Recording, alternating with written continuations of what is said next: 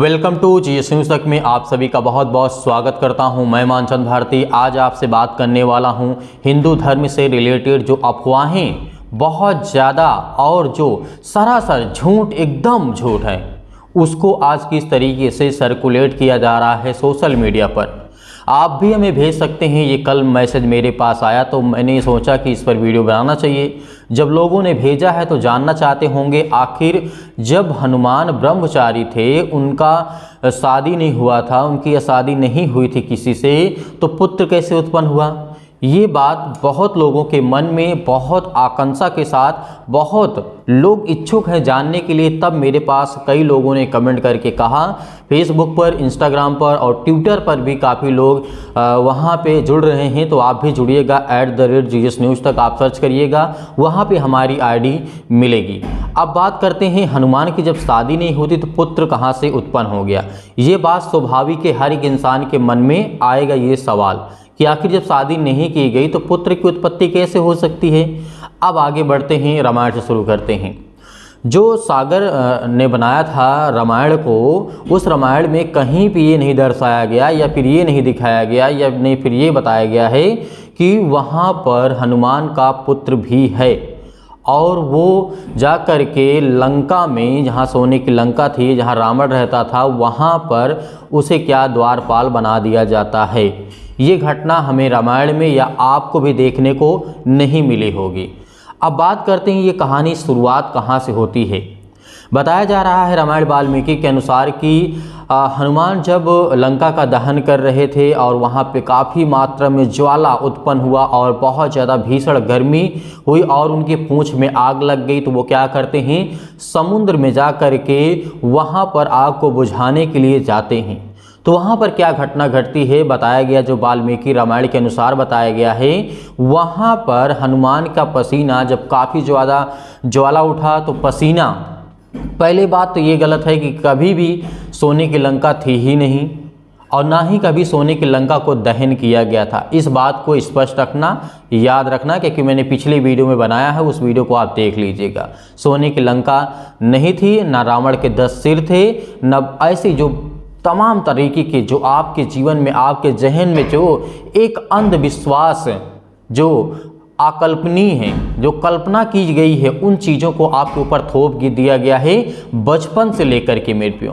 आपने रामायण देखा होगा, जो मेरे हिंदू भाई बहन हैं वो सब लोग देखे होंगे, लेकिन आपको ये देखने को नहीं मिला होगा कि हनुमान जाते हैं और समुद्र में मतलब अपनी पूंछ में जो आग लगी हो तो उसे बुताने के लिए या फिर उसे बुझाने के लिए। तो वहाँ पर क्या घटना, जब ज्वाला उठती है, लंका जलता है वाल्मीकि रामायण के अनुसार, तो वहाँ पर जाने के बाद वो क्या करते हैं, उनका पसीना एक बूंद गिरता है जो कि मछली के पेट में ही जाता है।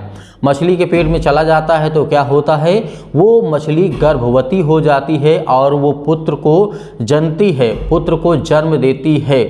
मतलब ये एक तरीके की जो कथित कहानी जो लिखी गई है, मेरे समझ से तो यही है कि जिस तरीके से इसे दर्शाया गया है वाल्मीकि रामायण में, बिल्कुल फेक और सरासर एकदम झूठ है। ये साफ होता है। अब ये बताइए, किसी के पसीने में क्या शुक्राणु होते हैं? जो स्पर्म होता है, जो एक मनुष्य के ह्यूमन में या फिर आप जानते लड़की और लड़कों के अंदर जो होता है, एक मनुष्य में या फिर जानवरों में अदर जो भी होते हैं, क्या कभी आपने देखा है कि मछली बच्चे को उत्पन्न करती है?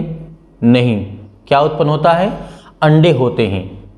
आप सोचिए, आप कल्पना करिए, क्या कभी मछली एक पुत्र के रूप में, क्या पसीने में शुक्राणु होते हैं?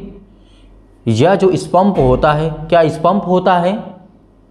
नहीं होता है। आप सोचेंगे सही बात है, जब पसीने में किसी प्रकार का शुक्राणु या फिर किसी प्रकार के स्पंप नहीं होता है, इसका मतलब ये आप कल्पना करिए कि जहाँ पे पसीना चूता था, मतलब वहाँ पे उत्पत्ति हो जाती थी किसी चीज़ की, या पुत्र की उत्पत्ति हो जाती थी। कभी क्या हनुमान को पसीना नहीं आया होगा? गर्मी, सर्दी या फिर किसी भी कंडीशन में बहुत तापमान रहा हो, क्या पसीना कभी नहीं आया होगा? क्या कभी पसीना धरती पे नहीं छुआ होगा? ऐसा हो ही नहीं सकता मेरे प्रियो। ये सरासर जो आपके जहन में इन बातों को भर दिया गया है, बिल्कुल आप उसको मन में बैठा लिए कि नहीं ये सत्य है, इसकी आप खोज करिए, बहुत गहराई तक जाइए। अब आगे क्या घटना घटती है, उत्पन्न कैसे होती है। इस तरीके से कि लंका के कुछ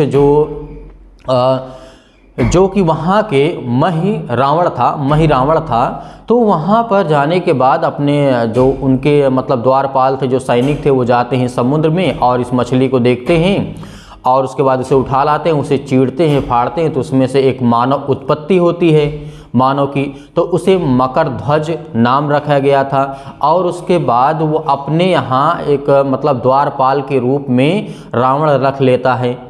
और उसके बाद यहाँ पे ये भी बताया गया है वाल्मीकि रामायण में कि जब हनुमान को इन बातों को पता चलता है, हनुमान जो है और जो राम और लक्ष्मण थे, उनको क्या करते हैं, उनको लक्ष्मण को और राम को क्या कर लेता है, रावण किडनैप कर लेता है और जा करके अपने लंका में रखता है। और जो इसमें दर्शाया गया वाल्मीकि, वो बता रहा हूँ मैं। और उसके बाद जो कि मैंने पढ़ा भी है, वाल्मीकि में लिखा हुआ है। और उसके बाद वहाँ पर क्या होता है, हनुमान को जब पता लगता है कि राम को और लक्ष्मण को किडनैप कर लिया है, मतलब उस समय की भाषा में आप कहें तो अगवा कर लिया है, तो ये हमें देखने को क्या मिलता है, यहाँ पर जब आगे घटना घटती है, जब इस बात को हनुमान तक पहुँचती है, उसके बाद जब हनुमान जाता है और द्वारपाल से वहाँ मुलाकात होती है उसके पुत्र से। और इसमें कई बार कहा गया है कि हनुमान को अपने ही पुत्र से लड़ना पड़ा। और जिस तरीके से हमें देखने को मिलता है कि हनुमान नहीं जानते थे कौन था, कि ये तो मेरे ही जैसा है। फिर उसका बेटा होता है, बताता है कि आपके पसीने से मैं उत्पन्न हुआ हूँ, जो कि मछली के पेट से मैं उत्पन्न हुआ हूँ, मेरा नाम मकर ध्वज है। और जिस तरीके से फिर उसके बाद हनुमान कहते हैं कि हमारे स्वामी को रावण ने किडनैप कर लिया है या गिरफ्तार कर लिया है, या फिर उस भाषा में, उस समय की भाषा में आप कहें तो अगवा कर लिया है, या फिर बंदी बना लिया है, हम उसे छुड़ाने जा रहे हैं। तो वहाँ पे मकर ध्वज जो होता है, हनुमान का पुत्र होता है, वो भी कहता है कि यदि आप अपने स्वामी के भक्त हैं तो मैं भी अपने स्वामी का रक्षक हूँ और भक्त हूँ। तो यहाँ पर काफ़ी ज़्यादा समझौता के बाद मतलब बहुत ज़्यादा वार्तालाप होने के बाद, उसके बाद फिर भी मकर ध्वज मतलब हनुमान का पुत्र नहीं मानता है और वो लड़ाई युद्ध के लिए तैयार हो जाता है। और उसमें वाल्मीकि रामायण जो बताया गया है उसमें, उसके अनुसार जब हम देखते हैं काफ़ी ज़्यादा युद्ध होता है। फिर उसके बाद मकर ध्वज हार जाता है। उसके बाद हनुमान मकर ध्वज जो होता है हनुमान को खुद ले जा करके राम और लक्ष्मण के पास जाता है। उसके बाद हनुमान उसे बुला ले करके आते हैं। अब ये बताइए, इतनी काल्पनिक जो कहानी लिखा है, किसी शायद मूर्ख ने लिखा होगा। वाल्मीकि के रामायण में आपने ये लिखा है कि हनुमान का पुत्र मकर ध्वज है। हम चलिए ठीक है, मान लेते हैं। पहली बात तो ये मानने वाली बात नहीं कि यदि मकर ध्वज जो था पुत्र हनुमान का, हनुमान ने शादी नहीं की थी तो पुत्र कैसे उत्पन्न हुआ, मैंने आपको बताया। और उसके बाद यदि चलिए ठीक है मान लेते हैं, पसीने से कैसे उत्पन्न हो सकता है, ये बात समझ में नहीं आती है। यदि आपकी समझ में आ रही हो तो हमें कमेंट बॉक्स में कमेंट करके जरूर बताइएगा। अब बहुत सारे कट्टरपंथ होंगे, कहेंगे बहुत मूर्खतापूर्ण वाली बात कर रहे हो, किसी के विश्वास पे, किसी पे आस्था पे ऐसा नहीं करना चाहिए। तो मैं कहाँ कहता हूँ कि भाई मैं आपकी आस्था पे कोई चीज़ में मतलब रुकावटें डाल रहा हूँ या आपको मना कर रहा हूँ कि आप विश्वास ना करिए, सबकी स्वतंत्रता है। लेकिन जैसे आपको बोलने की स्वतंत्रता है, उसी तरीके से मेरा कर्तव्य है, यदि मेरे सामने कोई टॉपिक आता है, कोई बातें आती हैं, तो शेयर करना, बताना ज़रूरी होता है कि सच्चाई आखिर क्या है। तो आपको जिस तरीके से आप पढ़ सकते हैं, वाल्मीकि के रामायण में लिखा हुआ है, आप पढ़ सकते हैं, इंटरनेट पे फ्री है, इंटरनेट पे मिल जाएगा आपको। बहुत बड़ी बड़ी वेबसाइट जो कि इंडिया की हैं, टॉप लेवल की हैं, जो सर्चेबल हैं, वो लिख करके रखे हुए हैं। मैं जब भी बोलता हूँ तो इसके पीछे पहले और उसके बाद मैं ये जान लेता हूँ कि ये सही या गलत है, या सोशल मीडिया पर जो चल रहा है क्या वो सत्य में है या फिर ऐसे ही फेक इसे सर्कुलेट किया जा रहा है या फिर सरवाइव किया जा रहा है। तो ये सब बातें बेबुनियादी, बिल्कुल गलत है, मेरे नज़र से बिल्कुल गलत है, क्योंकि पसीने में किसी भी प्रकार का शुक्राणु नहीं होता। और दूसरी बात, कभी भी मछली बच्चे को उत्पन्न नहीं करती है, मछली हमेशा अंडे को उत्पन्न करती है और उसके गर्भाशय में अंडा ही होता है। इस बात को जान लीजिएगा।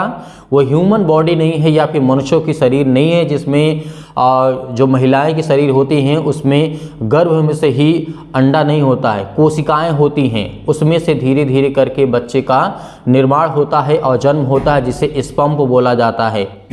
और स्पर्म तो भाई स्वाभाविक बात है, जब किसी के अंदर स्पर्म जाएगा या फिर किसी, जैसे आज की टेक्नोलॉजी में स्पर्म डाला जाता है मशीन के द्वारा, जैसे किसी के बच्चे नहीं हो रहे हैं तो वो भी स्पर्म के द्वारा डाला जाता है, और वो स्पर्म डाला जाता है मतलब मशीनों के द्वारा, तो उससे उत्पत्ति हो सकती है, ये मान सकते हैं। लेकिन पसीने से उत्पत्ति हो मनुष्य की तो ये असंभव है, ये कभी भी संभव नहीं हो सकता है मेरे प्रिय, इस बात को याद रखना। आपको क्या सीखने को मिला, क्या जानने को मिला, हमें कमेंट बॉक्स में कमेंट करके ज़रूर बताइएगा। और मैं यही चाहूँगा कि आप ज़्यादा से ज़्यादा वीडियो को शेयर करें और लाइक करें और कमेंट करें और हमें बताएं। जो कट्टरपंथ है उनसे भी निवेदन है कि आप उन बातों को सीखिए, पहले समझिए, उसके बाद भी जो भी बोलना हो आप बोल सकते हैं। परमेश्वर आपके परिवार को बहुत ऐसे आशीष दे। God bless you all of you. Thank you.